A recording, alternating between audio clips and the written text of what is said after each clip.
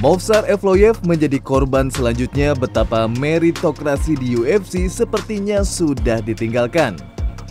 Rumor yang beredar di divisi featherweight yang sedang santer beredar adalah juara bertahan Alexander Volkanovski akan rematch menghadapi fighter asal Meksiko Yair Rodriguez di UFC 320 Guadalajara September nanti.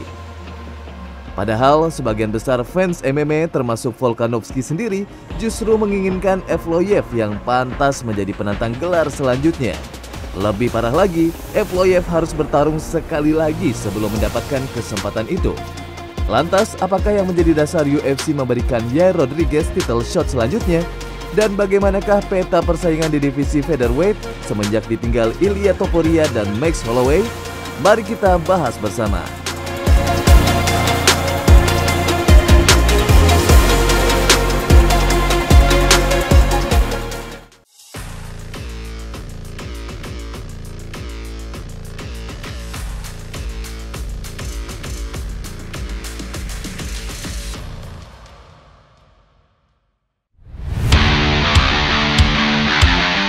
Selamat datang kembali di MMA Corner ID, channel khusus buat kamu pecinta jagat tarung dunia. Beberapa hari kebelakang beredar rumor yang terdengar yang cukup mengganggu telinga fans dan pengamat MMA dunia. Kabar burung ini soal siapakah yang menjadi penantang gelar juara featherweight selanjutnya. Walaupun belum resmi, beberapa sumber berita MMA yang kredibel menyebutkan kalau Alexander Volkanovski akan menghadapi fighter peringkat 4 saat ini, Yair Rodriguez. Padahal, selepas kemenangan menghadapi Diego Lopez di UFC 314 April kemarin, Volkanovski sudah ancang-ancang dan menginginkan Movsar Evloev untuk menjadi lawan berikutnya. Yair went out in his press conference, says he wants a title shot next. You've said Movsar Evloev. Who do you think makes the most sense for you next? I think Movsar makes the most sense, but I mean, you've got to talk to the UFC and we'll see. I think Movsar would be the best, undefeated. But just got to see what the UFC's said. Di panggung persaingan UFC dalam setiap pertarungan, kemenangan memang sangat menentukan, tetapi sebuah kemenangan bukan sebuah jaminan. Kerja keras bukan jaminan pula, bahkan rekor tak terkalahkan pun bisa berarti tidak ada apa-apanya. Movsar Evloev menjadi korban berikutnya dari kompetisi tidak sehat ala UFC. Walaupun tidak terkalahkan 19-0 dan mengalahkan banyak kontender lain, ketika waktunya tiba, UFC seolah melupakannya.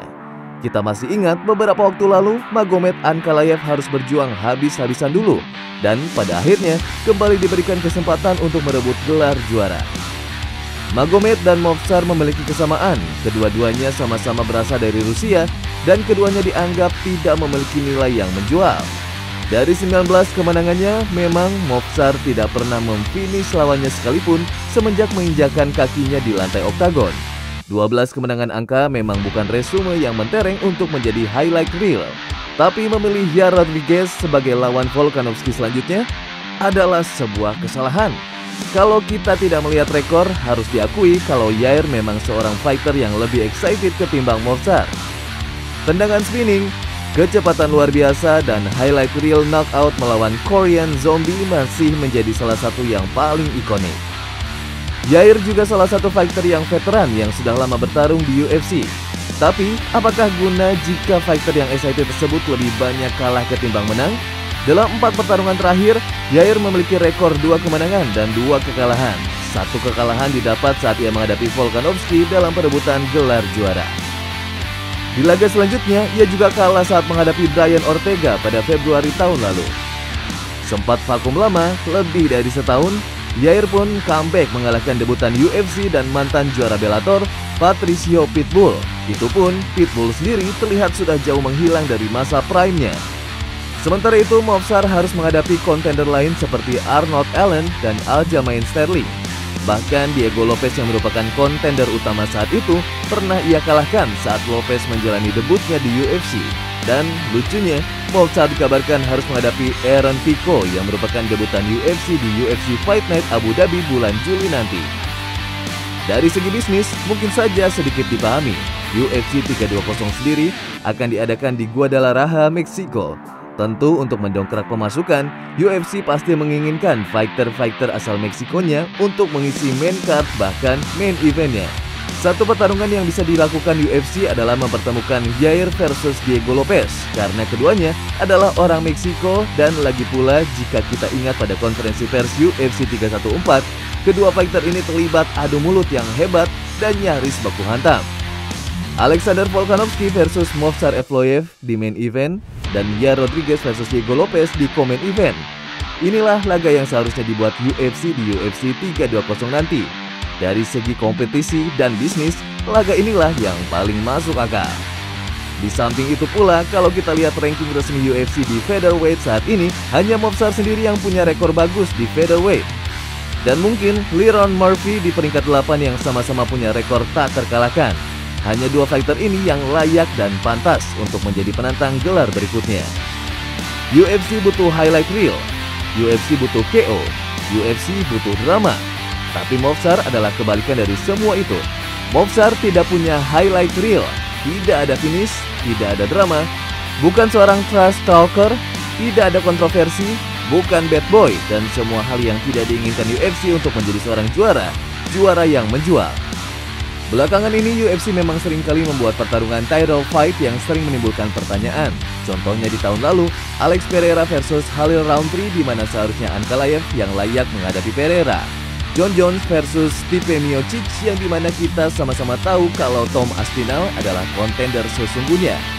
Alexandre Patonja menghadapi juara Rizin dan debutan UFC Kai Asakura yang sama sekali tidak masuk akal.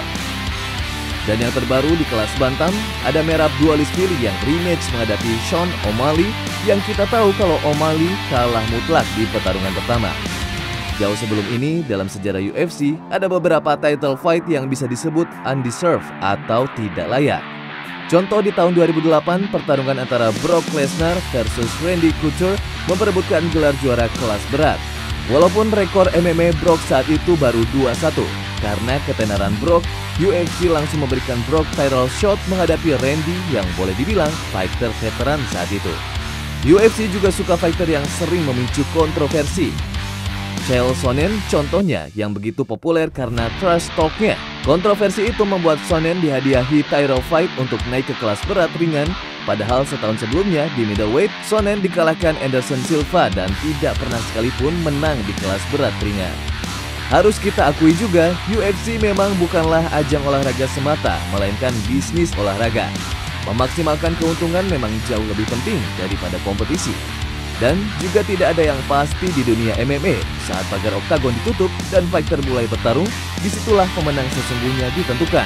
Satu hal pasti, Evloev masih tak terkalahkan.